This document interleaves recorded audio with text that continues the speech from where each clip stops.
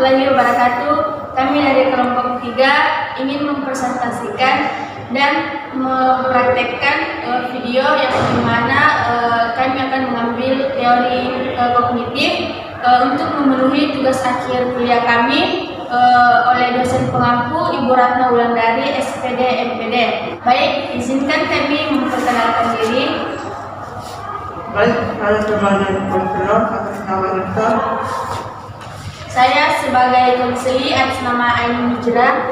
Dan saya sebagai konseli atas nama Sudianti. Dan saya juga sebagai konseli atas nama Lili Rismawati.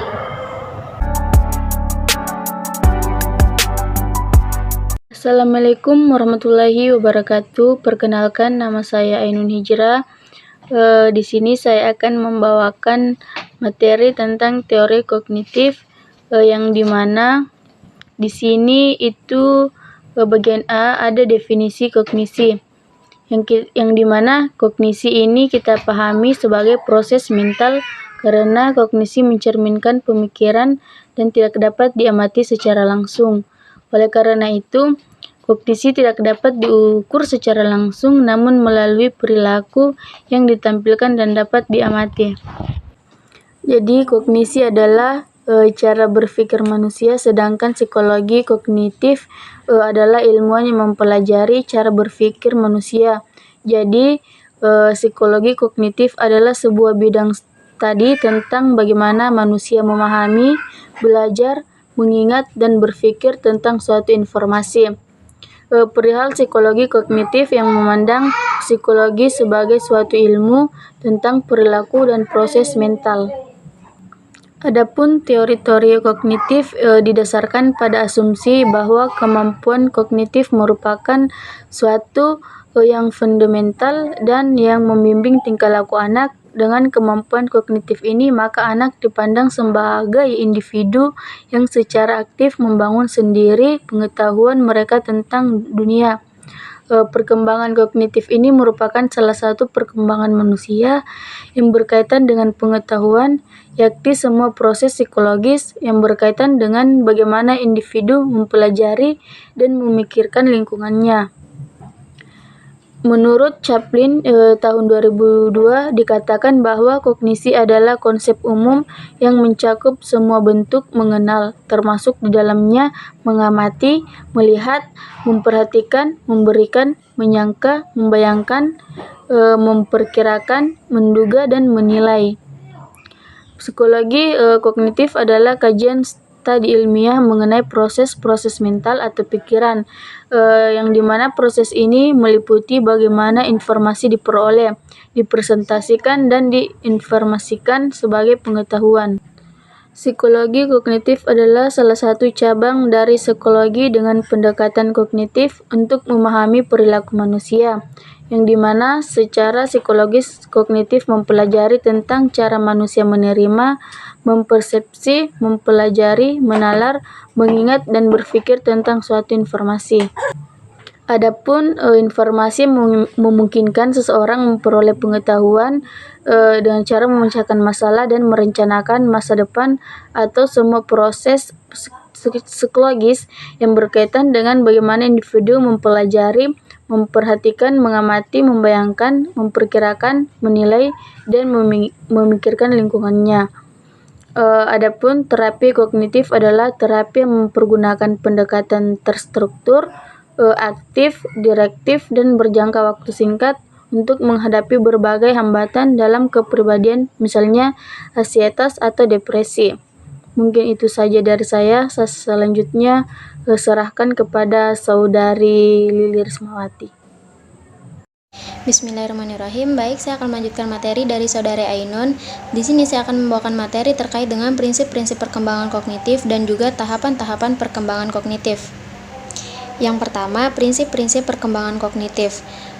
Menurut Piaget, perkembangan kognitif ini terjadi melalui beberapa serangkaian proses. Di antaranya itu ada asimilasi, akomodasi, dan juga equilibrium. Nah, saya akan menjelaskan satu persatu. Yang pertama itu asimilasi. Asimilasi merupakan proses penyatuan dan pengintegrasian informasi baru ke dalam struktur kognitif yang telah ada. Informasi atau pengetahuan baru tersebut akan lebih mudah diterima apabila informasi tersebut cocok dengan skema dan skemata struktur kognitif yang telah dimilikinya. Hasil dari proses asimilasi ini adalah berupa tanggapan informasi atau pengetahuan yang baru diterima. Yang kedua, akomodasi.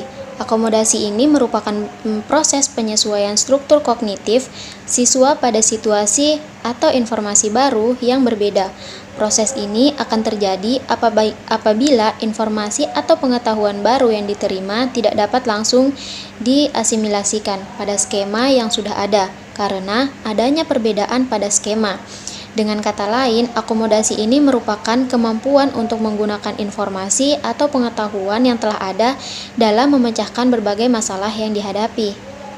Dan yang ketiga, equilibrium. Nah, equilibrium ini terjadi pada saat anak mengalami hambatan dalam melakukan akomodasi pengetahuan dan juga pengalamannya untuk menghadapi lingkungan di sekitarnya. Untuk mengatasi masalah ini, anak itu akan mencoba cara yang lebih kompleks. Apabila cara ini berhasil, maka proses equilibrium telah terjadi pada diri si anak. Itu tadi prinsip-prinsip perkembangan kognitif. Selanjutnya saya akan membahas tentang tahapan-tahapan perkembangan kognitif.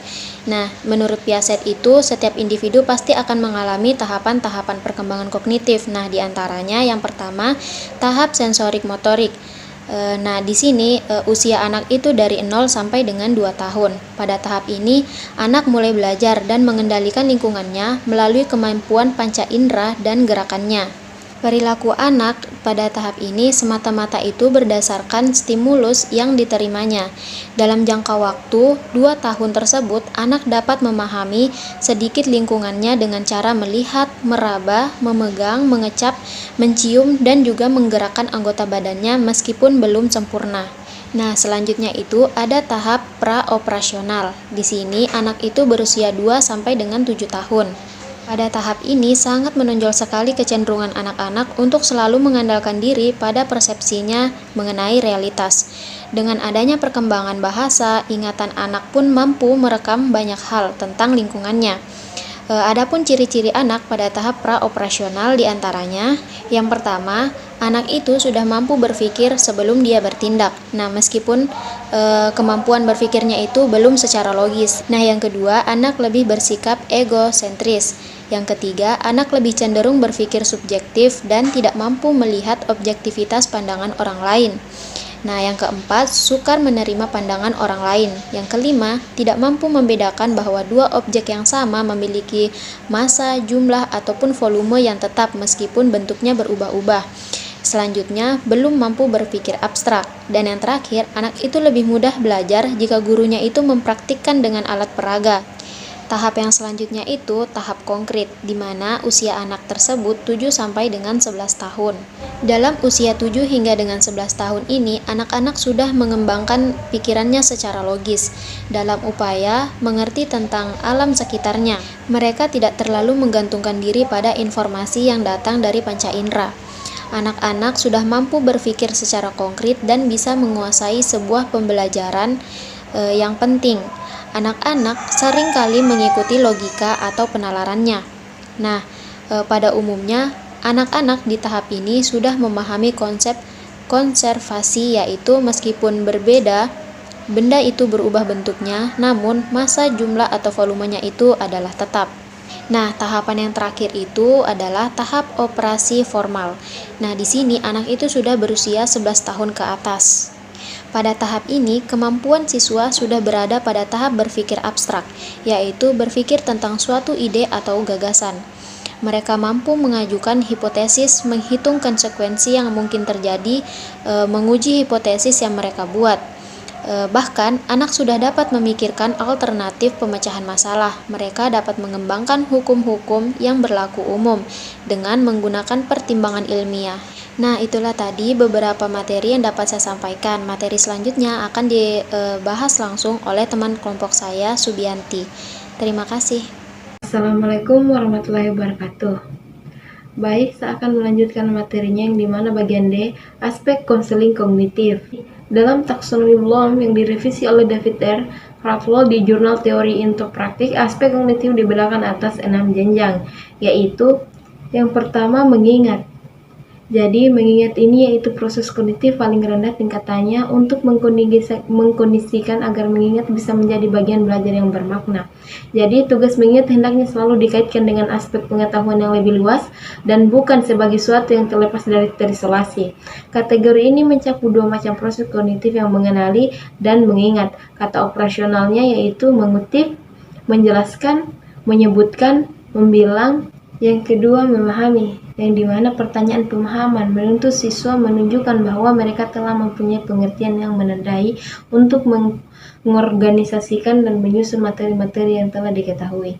Siswa juga harus memilih fakta-fakta yang cocok untuk menjawab pertanyaan. Jawaban siswa tidak sekedar mengingat kembali informasi, tapi juga harus menunjukkan pengertian terhadap materi yang diketahuinya. Kata kerjanya itu menafsirkan, meringkas, mengklarifikasikan, membandingkan, menjelaskan. Yang ketiga, menerapkan, yang dimana pertanyaan penerapan yang mencakup penggunaan suatu prosedur guna menyelesaikan masalah atau mengerjakan tugas. Oleh sebab itu, mengaplikasikan berkaitan erat dengan pengetahuan prosedural. Namun, tidak berarti bahwa kategori ini hanya suatu untuk pengetahuan prosedural saja. Kategori ini yang mencakup dua macam proses kognitif, yaitu menjalankan dan mengimplementasikannya. Kata operasional melaksanakan, menggunakan, menjalankan, melakukan, dan memulai. Yang keempat, menganalisis, yang dimana pertanyaan analisis menguraikan suatu permasalahan atau objek ke unsur-unsurnya dan menentukan bagaimana saling berkaitan antar unsur-unsur tersebut. Kata operasionalnya itu menguraikan, membandingkan, mengorganisir, menyusun ulang, mengubah struktur. Yang kelima, mengevaluasi, yang dimana mengevaluasi membuat suatu pertimbangan berdasarkan kriteria dan standar yang ada. Ada dua macam proses kognitif yang tercakup dalam kategori ini adalah memeriksa dan mengkritik. Kata operasionalnya itu menyusun hipotesi, mengkritik, memprediksi. Keenam, mencipta. Jadi, membuat adalah menggabungkan beberapa unsur menjadi suatu bentuk kesatuan. Ada tiga macam proses kognitif yang tergolong dalam kategori ini, yaitu membuat, merencanakan, dan memproduksi. Kata operasionalnya yaitu merancang, membangun, merencanakan, memproduksi, dan menyempurnakan. Baik, itulah materi dari saya. Materi berikutnya akan dilanjutkan oleh rekan kelompok saya, Irsan Pratama. Bismillah. Baik, saya akan melanjutkan sebuah materi atau pemaparan yang disampaikan pada teman saya pada sebelumnya. Nah, di sini saya akan membahas mengenai teknik kognitif, dan di mana pada teknik kognitif itu sendiri yang digunakan untuk merubah cara berpikir, cara pandang lain itu sendiri. Nah, menurut Dewa Etos Suhardi itu menerangkan bahwa ada 4 teknik besar dalam teknik kognitif itu sendiri. Yang pertama itu ada yang namanya teknik pengajaran, dan di mana pada teknik ini memberikan sebuah eluasan kepada acara untuk berbicara serta menunjukkan sesuatu kepada lain itu sendiri, terutama menunjukkan bagaimana tidak untuk berpikir baik secara langsung sehingga menimbulkan gangguan emosi kepada lain tersebut. Nah, sebagai contohnya itu kita harus meneliti sebuah prosesnya, bukan dari hasil pelajaran itu sendiri. Sebagai contohnya itu kita harus melakukan analisis, mengelola informasi atau mencarinya, kemudian ada namanya problem solving, di mana pada problem solving itu sendiri kita harus mampu mencari sebuah solusi terkait sesuai dengan pokok permasalahan. Kemudian salah satu metode yang digunakan pada kognitif ini yaitu seperti selama diskusi, kemudian melakukan sebuah eksperimen. Selanjutnya itu ada teknik persuasif, yang dimana pada teknik persuasif itu menempatkan sebuah cara dalam menempatkan sesuatu pada konselnya tanpa adanya namanya pemaksaan terhadap konsel itu sendiri. Kemudian pada teknik persuasif ini kita harus mampu mempengaruhi sikap jiwa si klien sehingga sebenarnya itu mampu terbuka baik secara verbal maupun non verbal. Intinya pada teknik persuasif ini yang mengarah pada sikap si konseli sebagai sikap konseli atau perilaku konseli itu sendiri. Nah, sebagai contohnya itu kita harus menyuruh.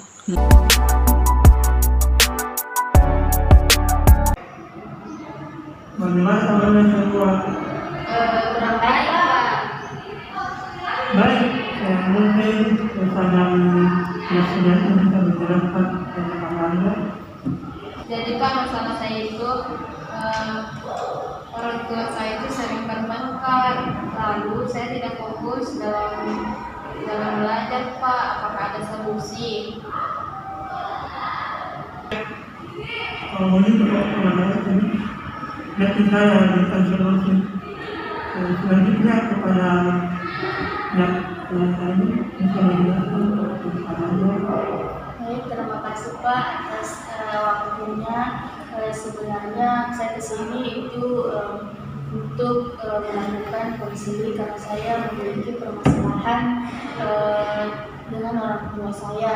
Sebenarnya di sini saya itu juga berkecukupan ekonominya, cuman saya sendiri kurang kasih sayang. Di mana saya itu mencari kasih sayang itu di luar, seperti ikut geng motor. Nah, jadi itu Pak. Mungkin yang ini bisa menjelaskan apa maksudnya. Baik Pak, kalau saya begini Pak, saya kan sekarang sedang menempuh pendidikan di universitas. Nah, orang tua saya baru-baru ini berpisah dan saya bingung ikut yang mana Pak. Jadi ini sangat menghambat sekali tentang proses pembelajaran saya, sehingga saya tidak bisa fokus. Saya selalu memikirkan tentang permasalahan orang tua saya yang sudah berpisah sekarang dan saya belum tahu mau ikut ke siapa Pak. Mungkin ada saran untuk masukan dari Bapak. Kalau bisa dengan saya memberikan saran, apakah kalian menerimanya? Iya Pak. Ya, terkait kasus penyerangan itu, walaupun kalau saya dari saya, itu kembali pada diri masing-masing. Karena teman-teman yang kita ada orang yang mengatakan bahwa apa yang kita sebutkan jika kita berpikir positif, maka yang akan muncul itu pada identitas kenyataan itu pasti hal-hal yang positif juga. Sebaliknya jika kita selalu dalam berpikir yang negatif, maka yang kenyataan itu pasti hal-hal yang negatif juga. Kemudian yang paling pada rumah itu yang paling setia. Kemudian yang paling pada rumah itu yang paling setia. Jangan fokus pada pokok permasalahannya, tapi bagaimana mencari solusi seperti mengikuti kajian, anak-anak sekolah. Kan saya sebutkan terkait masalah kajian termasuk ibadah.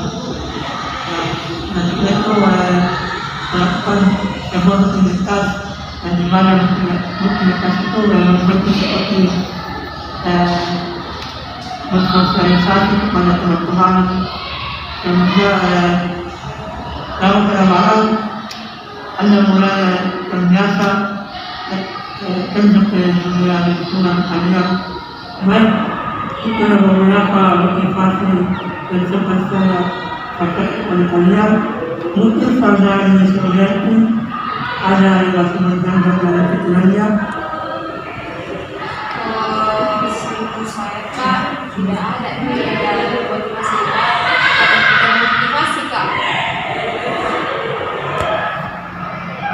Mungkin pada ayo bisa menjadi Baik, jadi yang saya tangkap tadi dari Bapak, mungkin saya harus lebih self dulu terhadap diri saya sendiri kan, lebih mementingkan diri saya sendiri.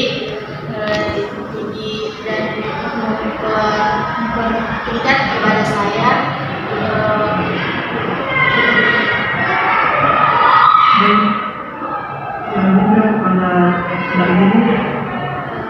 Baik Pak, dari saya sudah paham. Berarti Bapak tadi memberikan saya motivasi yang dimana saya harus lebih giat lagi untuk belajar dan saya harus tidak berfokus kepada satu permasalahan saja, yaitu masalah orang tua saya tadi. Saya harus mencari ekstrakurikuler atau mengikuti kajian yang Bapak sarankan kepada saya, sehingga saya membuat saya motivasi lagi untuk lebih giat lagi dalam belajar dan mencapai tujuan saya ke depan. Iya Pak, saya sudah paham. Baik, terima kasih atas keterangan saya atas keterbukaannya. Mungkin pada hari ini saya lakukan. Terima kasih atas anak-anak atas keterbukaannya. Mungkin jika saya pulang dari malam ini